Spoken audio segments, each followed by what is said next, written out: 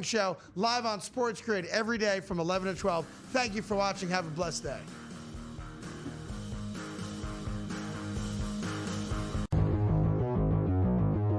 Starts off on a positive note of getting Lamar Jackson back Thursday night, which was great. He threw for 200 yards, did not look rusty at all. He only rushed for 15, but he didn't really need that. Lamar Jackson also threw for 4 touchdowns, 2 of which going to Mark Andrews. So guess who's back and relative again at the tight end position now that Lamar's back? Oh, wait, it's Mark Andrews. No kidding. I mean, the guy just catches touchdowns. It's Lamar's favorite guy in the red zone. Fantasy Sports Today, only on SportsGrid. Listen, never understood a word he said, but it doesn't matter because he was able to walk into living rooms and get kids to sign. It's a little different situation with the NIL now, but the reality is he represents Louisiana. He is Mr. Louisiana. What better? You should have never fired him to begin with in this spot. So, yeah, I hope they do reconsider and bring him back. The Early Line, only on SportsGrid. There's a far longer track record of the Chiefs laying huge numbers and not covering them with Mahomes than anything on the contrary. And they did that a lot last year where they didn't cover those numbers, but a lot of the time last year they didn't have Rice and they weren't fully healthy, and now they are fully healthy. And now we have an offense that has 4 viable receivers, 2 tight ends, and 2 running backs. Game time decisions, only on SportsGrid. 24 points, and 23 rebounds. Folks, let me tell you something. That's 23 rebounds versus Tennessee. Not Tennessee Tech, not Tennessee Chattanooga, not East Tennessee, West Tennessee, South Tennessee. I don't know how many Tennessees they got in that state. That's a university. He did it against Rick Barnes' kids. College basketball today, only on SportsGrid. The YouTube TV ESPN standoff continues, plus a Jets fire sale. Front Office Sports Today starts now.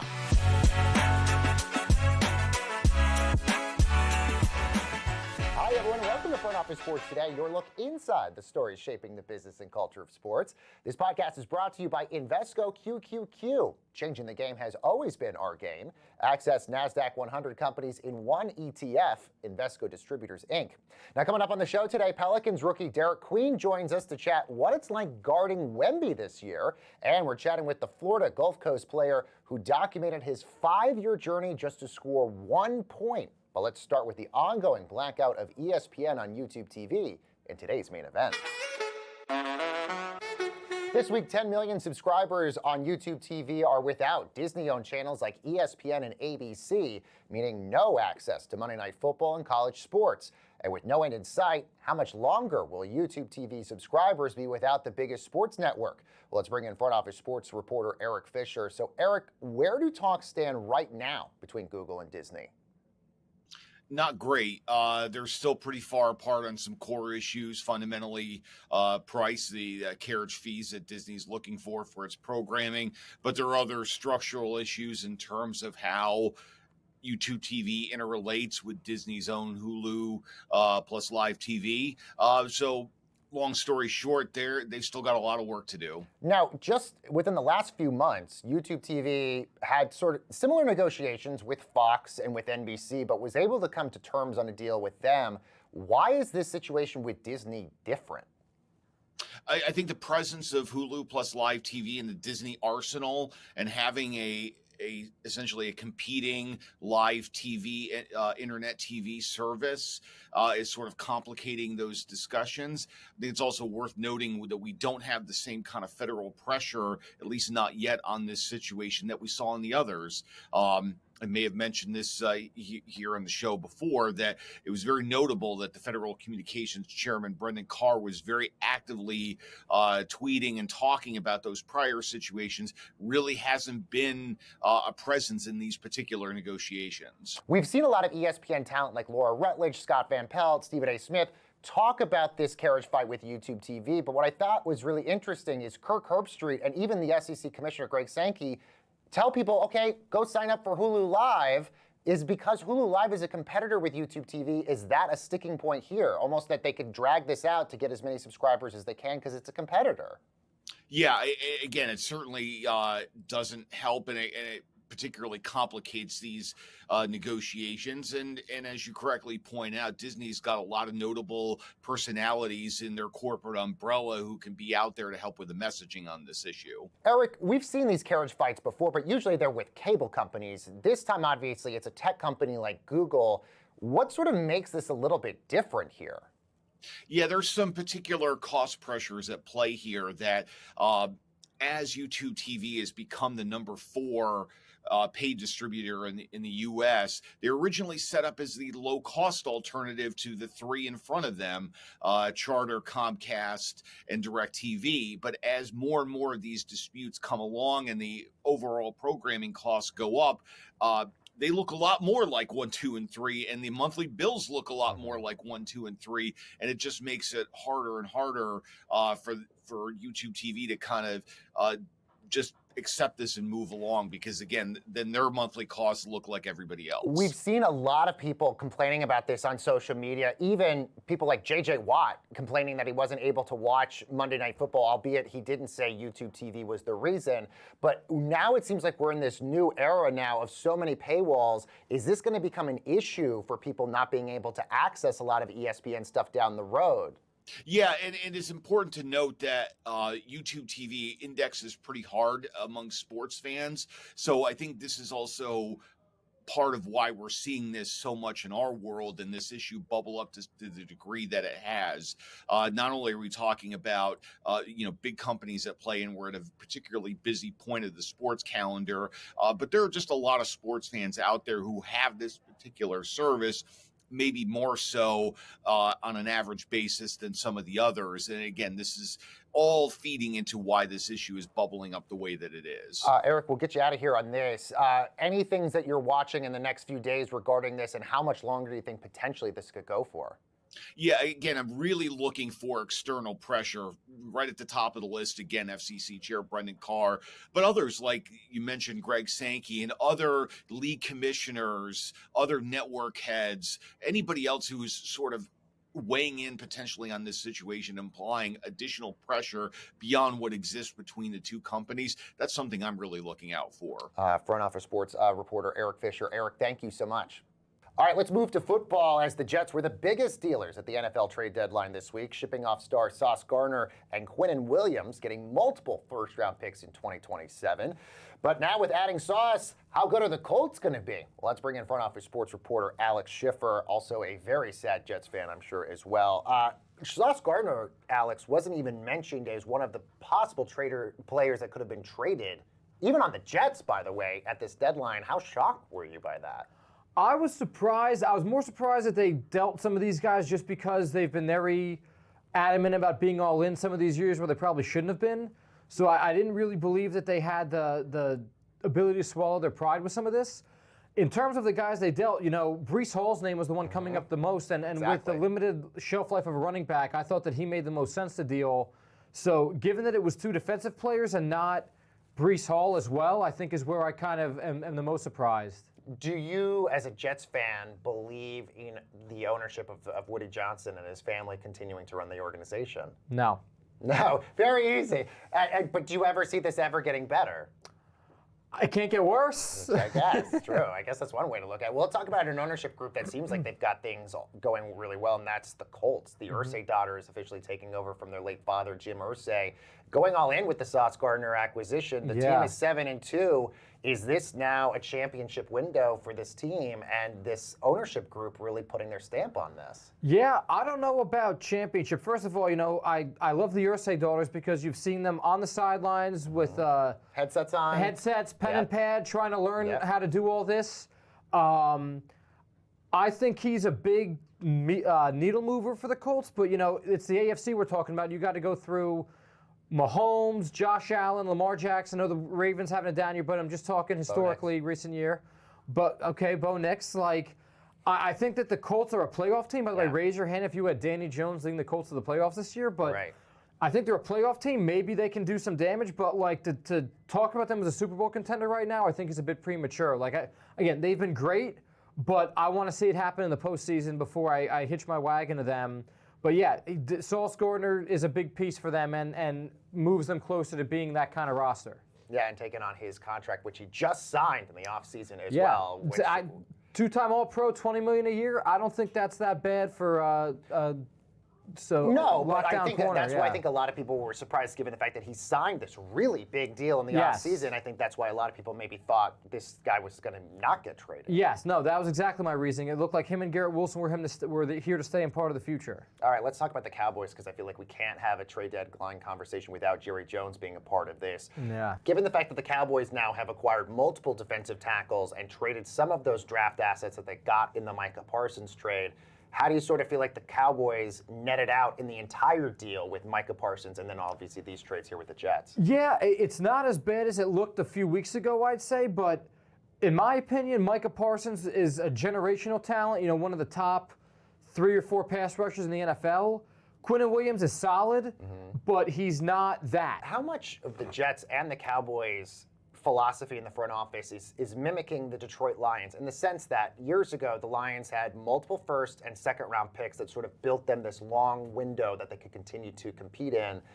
Do you see these two teams sort of mimicking that, and that's sort of the MO for a lot of front offices now in the NFL, is stock up on all these draft picks? Yeah, I think that a sort of a version of tanking is coming to the NFL, but obviously it's not a lottery, right? It's easier to tank in the NFL, I'd argue, than in the NBA because your fate doesn't reside on ping pong balls as much. So, I think the Jets, there's a clear argument with the Lions. They hired Aaron Glenn, who was just, one of Dan Campbell's top lieutenants the past few years. It was a slow, gradual build with them, which I think is what a lot of people are hoping for with the Jets and Aaron Glenn. Well, either way, the 2027 NFL Draft going to be really, really interesting to watch. Alex Schiffer, thank you so much. And coming up next, everyone, we're going to introduce you to a guy who documented on TikTok his journey to score 1 point in a collegiate basketball game. And guess what? He did it. He's next.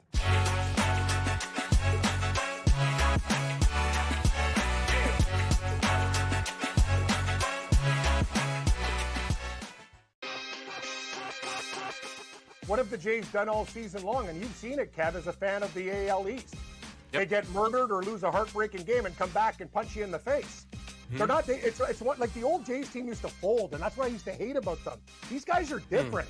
They're like guys you go to war with. It's like, man, you're my buddy. Like, let's go. Like, their clubhouse dynamic, I've never seen a Blue Jay team where everyone gets along. Game time decisions, only on SportsGrid. Apparently, he's a pretty darn good defensive coordinator. The 49ers are decimated by injury. This guy's doing it again. Wade Phillips, Norv Turner, all these guys, there's a lot of great coordinators out there. I'm not so sure Mike McDaniel isn't a real good coordinator, a run game coordinator, a quarterback coach with the 49ers during some Super Bowl years. Maybe he's just not built to be a head coach. In-game live, only on SportsGrid.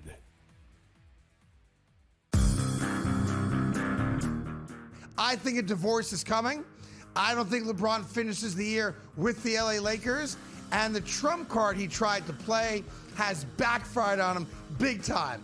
And I'm here for all the smoke. I got my marshmallows. I got my skewers. I got the fireplace. I'm going to sit back, kicking my feet, and watch the LA dysfunction play out in real time. The Craig Carton Show. Only on SportsGrid.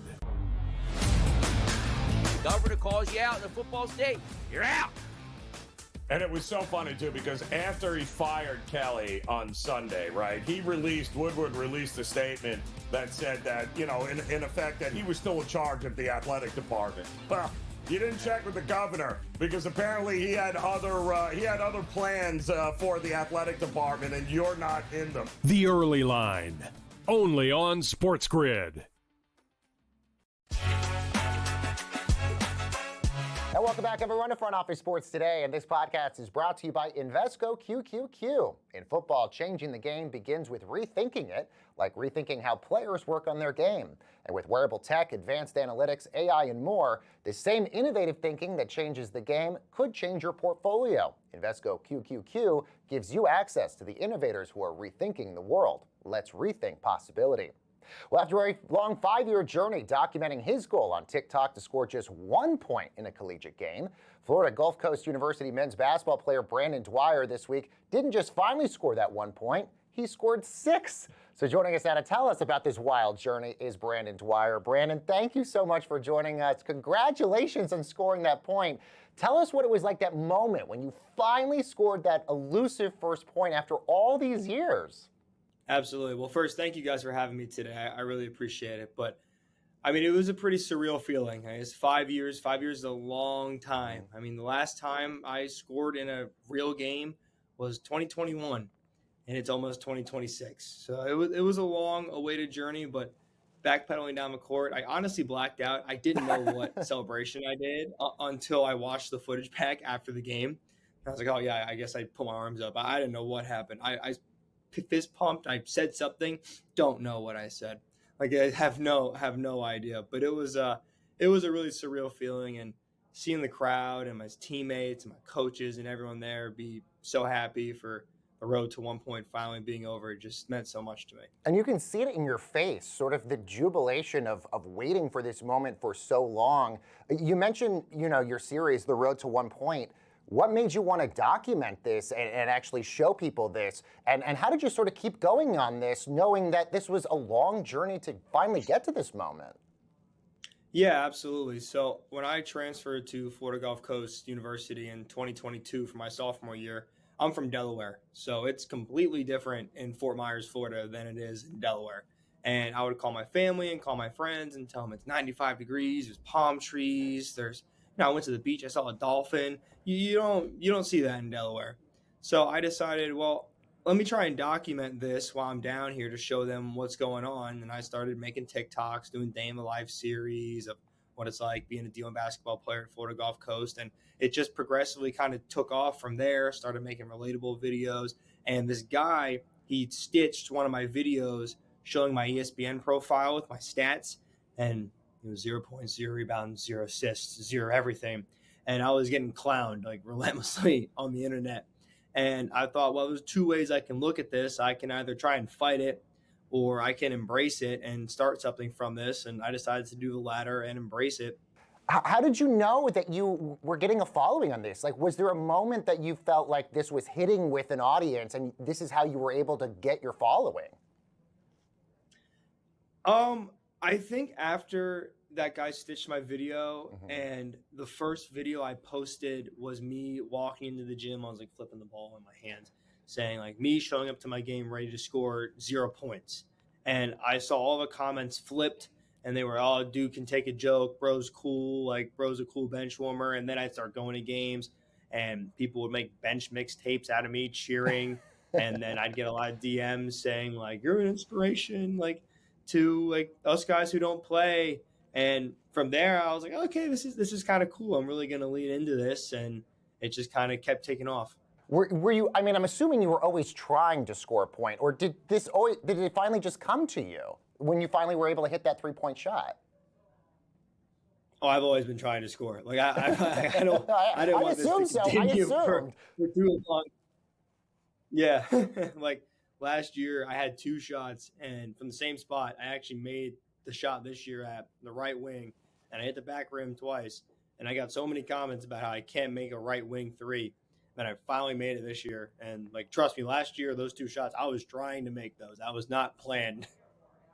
So now that you've scored 1 point, what comes next? What's going to be what are you going to document next in this journey? A road to 7, I guess. I gotta figure it out. Look, the season's still very young. Do you think you're setting the bar too low at 7? It's baby steps. One at a time. Either way, congratulations, Brandon, and your content is so funny. We just saw the jersey retirement video as well, so this is going to be great stuff. We can't wait to keep watching. Congratulations. Well, thank you again. I really appreciate it. All right, we got a lot more Front Office Sports Today. Headed your way, everyone, coming up right after this break. Welcome back, everyone, to Front Office Sports Today. I'm Baker Machado in New York City, and it's been a little bit of a rough start for the New Orleans Pelicans. There's still some good things, though, on the horizon for them. Zion Williamson is healthy, and newly acquired Jordan Poole is scoring tons of buckets. Plus, there's a lot of hope around first-round pick Derek Queen, who is joining us right now. So, Derek, let's start with your partnership that you got right now with Quest Nutrition and the launch of the very first donut for the company. Tell us about that. Yeah, it's a great donut. it has protein, and it helped me fulfill my having my sweet tooth have the same taste as a regular donut. Which is great and all incredibly important when you're able to sort of get the protein that you need every single day. We know you've been dealing with a wrist injury so far this season, at least the early part of the season. How are you feeling right now?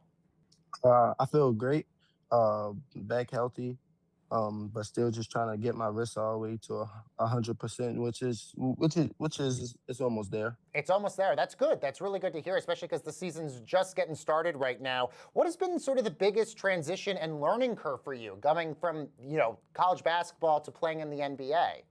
Yeah, that it's definitely the shot clock, 24 seconds, and how fast like the game is. Let's talk about one of the games in particular, one of your best games of the season. You scored 15 points in that overtime loss against the Spurs, but you also had to play against Wemby. What's it like to even guard a guy like that? Yeah, it's crazy because he's 7'6" and it can do what a point guard can do. So it's just like it was definitely fun matching up with him, seeing a person that tall and that good, and just ready for the other matchups that we have. Has he been the toughest guy you've had to play defensively against so far? Oh yeah, definitely. Like, how do you even guard somebody that's like 7'6"? You're the best you can do. Let's go back to draft night. Obviously, you were one of the big trades that evening. Can you tell us what was going through your mind that night when you were selected by the Hawks but then traded that night? What was that night like? I mean, yeah, I was just happy to get drafted, but it was great. Just feeling wanted, and now I'm part of a organization that's trying to get back on their feet. Derek, such a pleasure to talk to you. Thank you so very much for joining us here. Thank you. Thanks for having me. All right, we got more Front Office Sports Today headed your way after this break.